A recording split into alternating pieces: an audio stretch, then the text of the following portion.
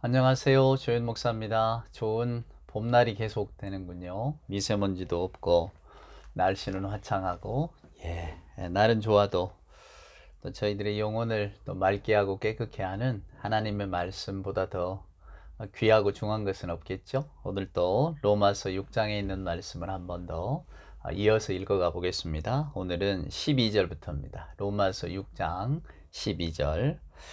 그러므로 너희는 죄가 너희 죽을 몸을 지배하지 못하게 하여 몸의 사욕에 순종치 말고 또한 너희 지체를 불의의 무기로 죄에게 내주지 말고 오직 너희 자신을 죽은 자 가운데서 다시 살아난 자 같이 하나님께 드리며 너희 지체를 의의 무기로 하나님께 드리라. 죄가 너희를 주장하지 못하리니 이는 너희가 법 아래 있지 아니하고 은혜 아래 있음이라. 아멘. 그러므로 너희는 죄가 너희 죽을 몸을 지배하지 못하게 하여. 여러분, 죄란 뭡니까? 제가 자주 말씀을 드립니다마는 우리 사회적으로 살아가면서 통칭하는 죄의 의미가 있잖아요. 저나 여러분이 죄하면 언뜻 생각나는 어떤 규칙들, 질서를 깨뜨리는 것, 혹은 남을 모해하고 해야 하는 것, 이런 게 다 우리는 죄의 개념 속에서 떠오르지만은 성경이 말하는 죄의 개념은 조금 더 깊고 포괄적이고 심층적입니다. 심층적이고 포괄적이라고 하는 것은, 죄라고 하는 것이 우리가 흔히 원죄를 말하잖아요. 우리 인간은 모두가 다 원래 아담으로부터 물려받은 죄를 가지고 있습니다. 원죄라고 하는 것인데, 그래서 이 죄의 개념을 여러분과 제가 분명하게 알고 계셔야 성경을 읽어가면서 왜 하나님께서 죄를 그렇게 미워하시는지, 그리고 우리는 스스로가 왜 죄인이라고 칭해야 되는지, 또 예수께서는 왜 우리 죄인을 위하여 이 땅에 오셨다고 하는 것인지를 분명히 구분하게 됩니다.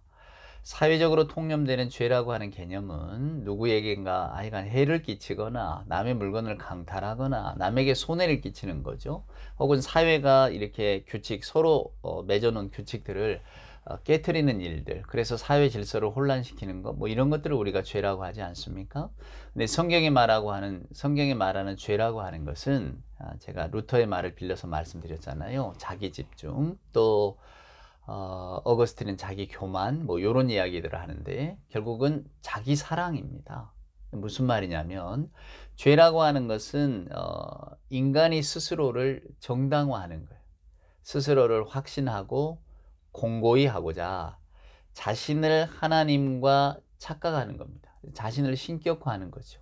그리고 하나님을 인간으로 둔갑시키는 겁니다. 이게 죄 가운데 산다는 것은 고의적으로, 여러분이 고의라고 하는 것은 의식과 무의식을 다 통칭하는 겁니다. 저나 여러분이 알든 모르든지 간에 우리 스스로가 하나님을 인간으로, 인간을 신으로 둔갑시키고 또 그것을 추구하는 삶을 말합니다. 어려운 개념이 아니죠. 근데 이게 성경이 분명히 말하는 죄의 고백입니다. 이게 우리가 죄인이라고 하는 것은 우리가 겨누고 있는 우리의 화살의 촉이 전부 우리 자신을 겨냥하고 있다는 겁니다.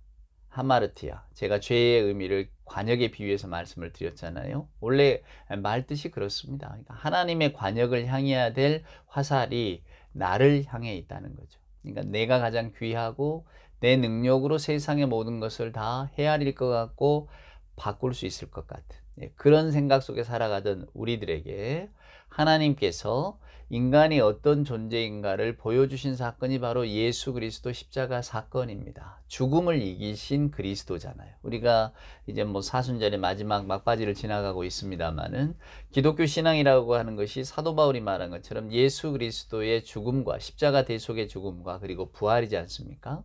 많은 분들이, 저도 더 어리고 젊을 때 말입니다. 처음 이렇게 신학교도 들어가고 또 하여간 신앙생활을 제 의지적으로, 그전에야 모태신앙이니까 부모님 따라서 교회 가고 뭐 그저 당연히 교회는 가는 것으로, 주일이면 당연히 교회에 있는 것으로, 토요일 주일은 교회에서 봉사하는 것으로, 또 뭐 하여간 우리의 생활의 어떤 반경 자체가 교회, 학교, 뭐 집, 뭐 요 정도로 이런 생각을 하고 쭉 살았지만은, 이제 뭐 대학에 들어오고 신학교를 다니고 또 하여간 그런 머리가 커서 이제 내 의지대로 생활할 때, 그때부터 이제 신앙에 대해서 어떤 고민을 하지 않겠습니까? 근데 그 고민의 대부분은 우리 기독교가 얼마나 윤리적인데, 얼마나 도덕적인데.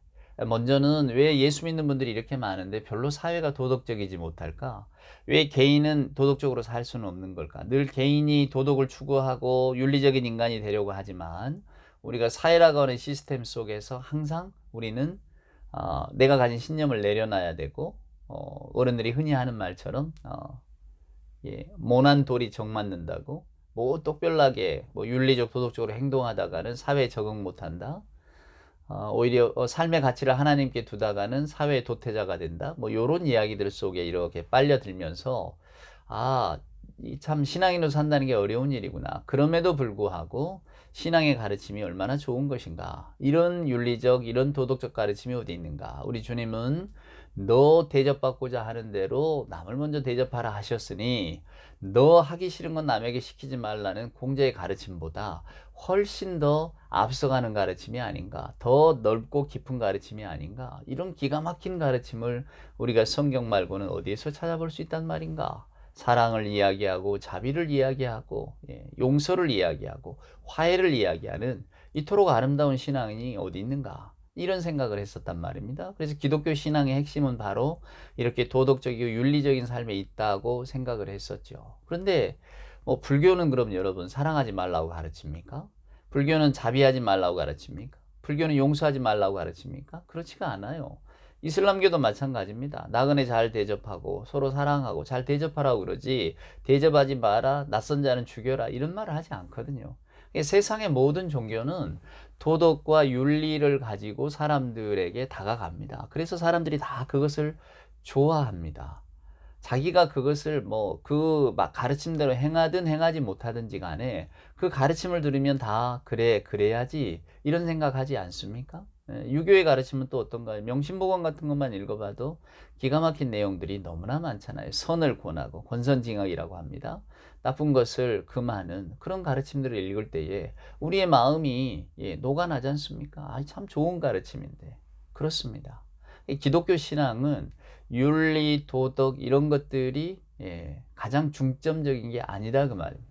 기독교 신앙은 한 발 더 나아가요. 이게 사도 바울이 주장하고 있는 바가 바로 이겁니다. 우리가 죄인이라고 말하잖아요. 오늘 12절 말씀처럼 죄가 너희 죽을 몸을 지배하지 못하게 하여 몸의 사욕에 순종하지 말고, 이 죄라고 하는 것이 말씀드린 것처럼 내가 하나님이다, 내가 인지하고 내가 판단하고 내가 인식하는 것이 이 세상의 전부다.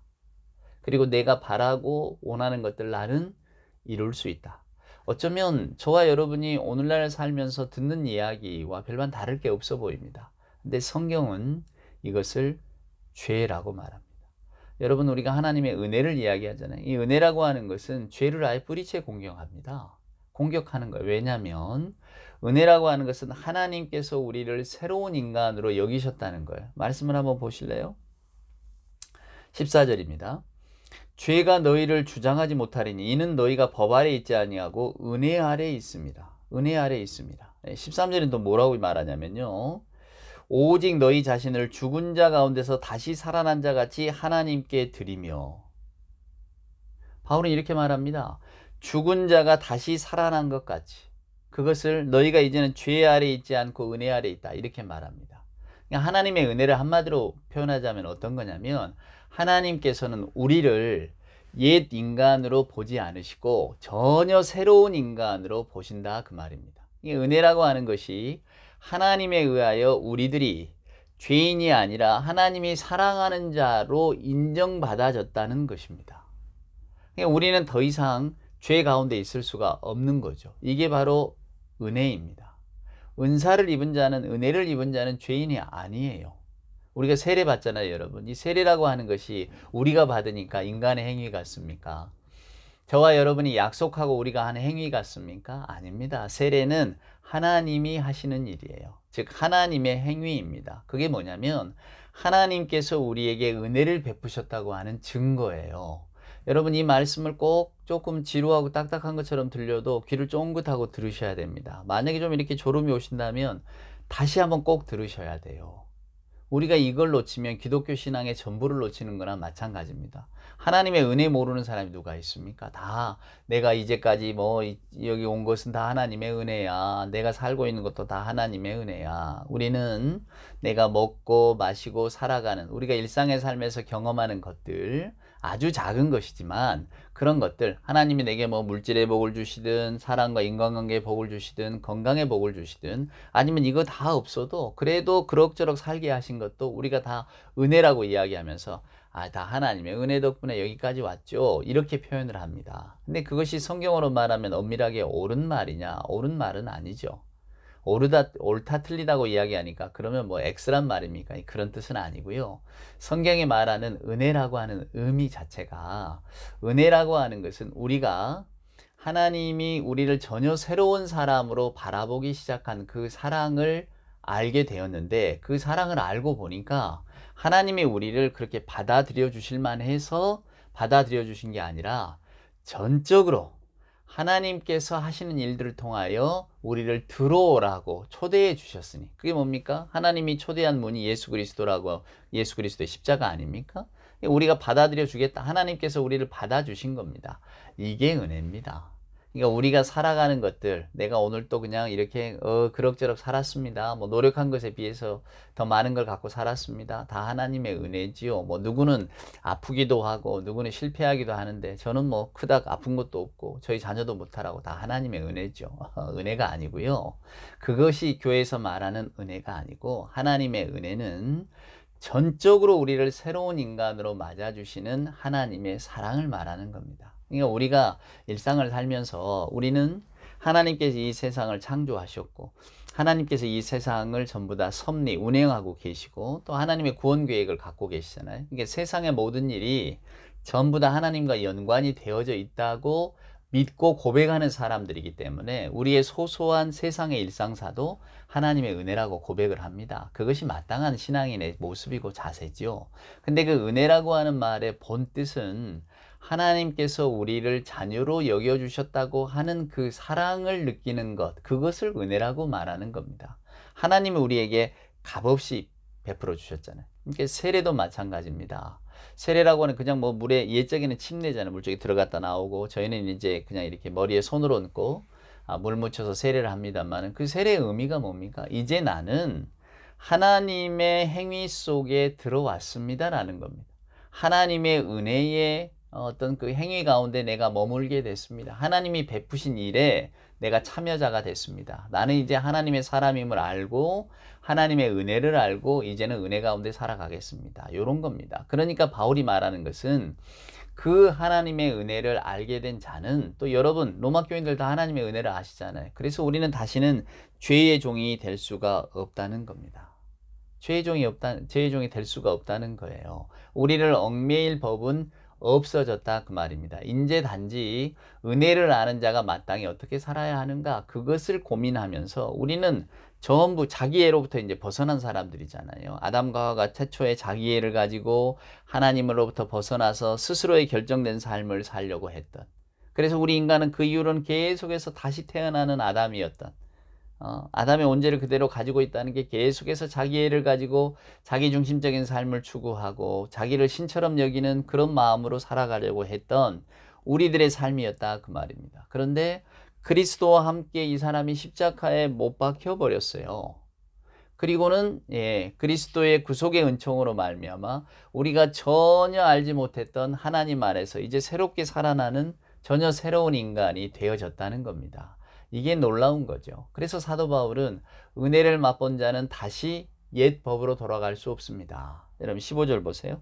그런즉 어찌하리요 우리가 법 아래 있지 아니하고 은혜 아래 있으니 죄를 지으리요 그럴 수 없느니라. 여기서 말하는 법이라고 하는 것은 물론 율법이죠. 로마의 교인들이 율법에 따라서 살았잖아요. 옛적의 유대인들은 뭐 613개 되는 율법의 조항을 갖고 있었습니다. 거기에는 물론 긍정조항 부정조항이 있죠. 하라 하지 말라. 여러분 상상하시는 대로 하지 말라가 훨씬 많습니다. 이게 율법 같은 거를 이렇게 상세하게 또 해설해 놓은 게 이제 탈무드 같은 우리가 흔히 어렸을 적에 많이 읽잖아요. 유대인들의 지혜에서. 근데 실은 이 탈무드가 구약 성경의 주석입니다. 특별히 율법의 주석이죠. 이러이러한 상황들이 있을 때 어찌 해야 됩니까? 자, 형제를 이웃을 내 몸같이 사랑하라. 뭐 남의 걸 탐내지 말라. 좋습니다. 그럼 남의 것을 탐내지 말라고 할 때에 한번 우리 실생활에서 일어나는 일들을 적용해 보겠습니다. 길 가다가 떨어진 지갑을 보았는데 이것도 남의 것이니까 탐내지 말아야겠죠. 주어야 합니까? 줍지 말아야 합니까? 뭐 이런 것들 물어보면 그것은 이렇게 이제 설명한 거면 책이 많죠. 많을 수밖에 없지. 그런 겁니다. 그러니까 유대인들에게 있어서 이 율법이 세세하고 아주 중요했죠.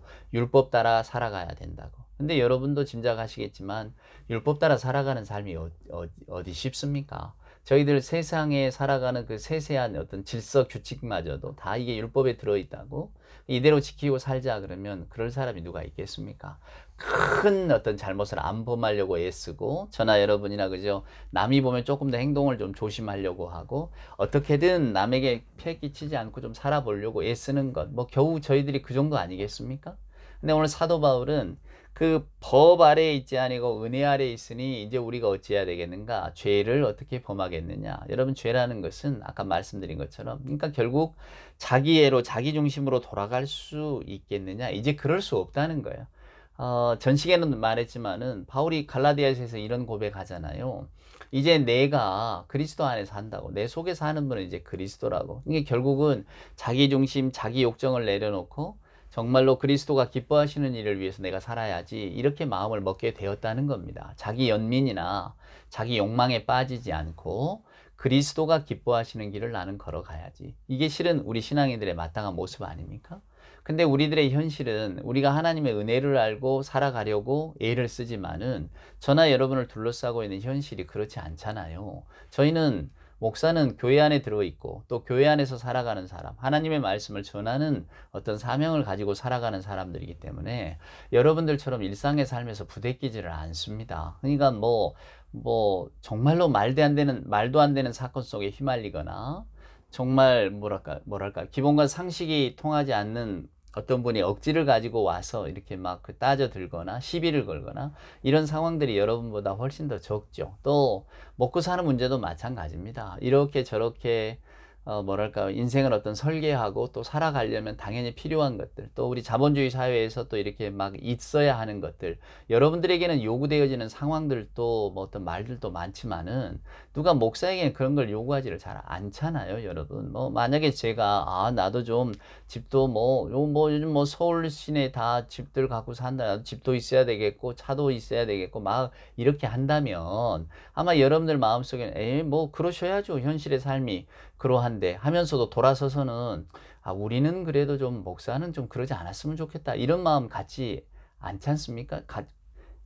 여러분 가지시잖아요. 이제 그런 것을 말하는 겁니다. 그러니까 여러분들에게 요구되어지는 현실의 삶보다도 저에게 요구되어지는 현실의 삶이 그렇게 여러분에게 만약에 10이 주어진다면 저에게는 1이나 주어지는 것이니까 제가 뭐 이렇게 말하기는 쉽지만은 그러나 여러분 형편에 따라서 그것이 전혀 쉽지 않다는 것을 또 저는 알고 있습니다. 이게 무슨 말입니까? 저도 하나님의 은혜 가운데 은혜를 깨달은 자로서 살고 싶죠. 근데 하나님이 기뻐하시는 일을 살다가는 제가 세상에서 손해보고 잡을 것 놓치고 남들 다 가는 길을 안 가게 되는데 비유컨대 남들은 다 자동차를 타고 시속 60km를 달려가는데 저는 그냥 뚜벅뚜벅 걸어서 가겠다고 하니 이거는 좀 어리석은 일 아닙니까? 요런 판단이나 하실 때에 우리가 이런 말씀을 대할 때면 어떻게 전해야 되겠습니까? 그것은 여러분의 신앙의 근기에 따라서 스스로 판단하시고 또한 여러분이 고민하실 문제입니다. 어차피 성경은 저와 여러분에게 삶의 숙제를 주었지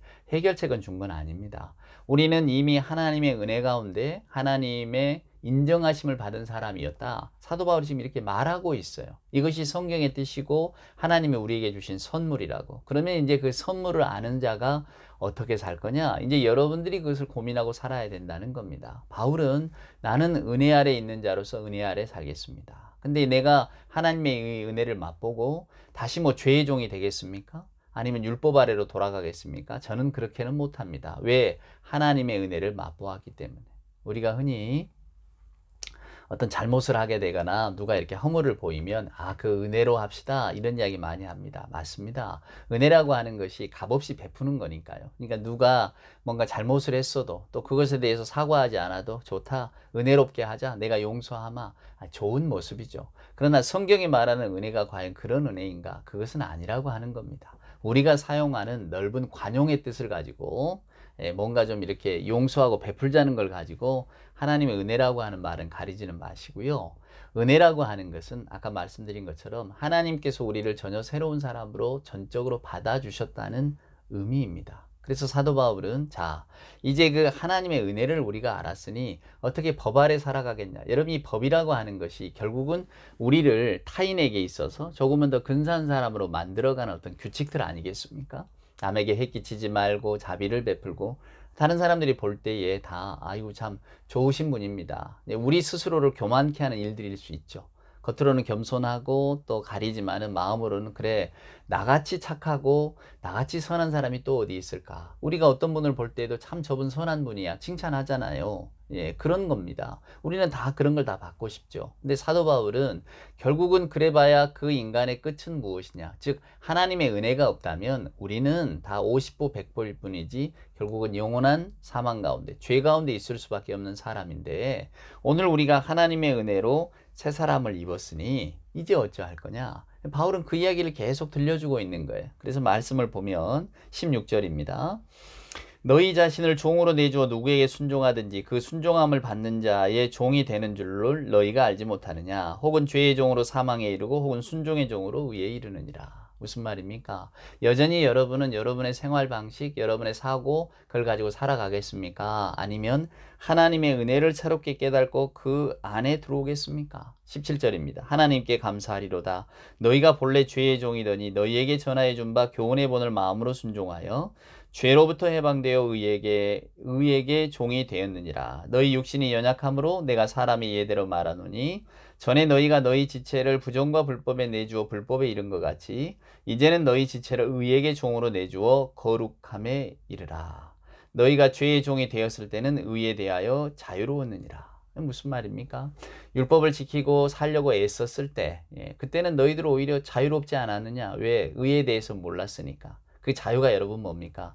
자기 교만의 자유요, 남과 비교해서 획득되는 자유요, 자기가 무언가 인생을 만들어가는 데서 얻어지는 자유입니다. 근데 오늘 바울은 그래 보아야 우리가 어떻게 하겠습니까? 결국 우리는 죄의 종으로 살 뿐입니다. 우리를 새롭게 하는 것은 율법이 아니고 하나님의 은혜입니다. 그러니 여러분, 우리가 이 값 없이 주시는 하나님의 은혜와 사랑을 알고 받았으니 이제는 하나님을 바라보고 사십시다, 그 말입니다. 더 큰 그림을 그려보자고. 우리에게 하나님이 있다는 것을 기억하며 한번 살아보자고. 그러면 우리들의 삶이 다 달라질 거라고 지금 이렇게 말을 하고 있는 겁니다. 이제 우리가 로마서 7장에 가면 바울이 결혼의 이야기를 합니다. 결혼 이야기를 들어서 다시 한번 이 율법과 은혜의 관계를 설명하거든요. 알고 나면 참 쉬운 비유인데 우리가 잘 모르고 읽으면 좀 알쏭달쏭한 비유처럼 느껴지기도 할 것입니다. 자, 그러면 다음 시간을 기대하시고 오늘 하루도 주 안에서 복되게 또 감사하면서 기쁨 가운데 살아가는 여러분이 되시기를 기원합니다.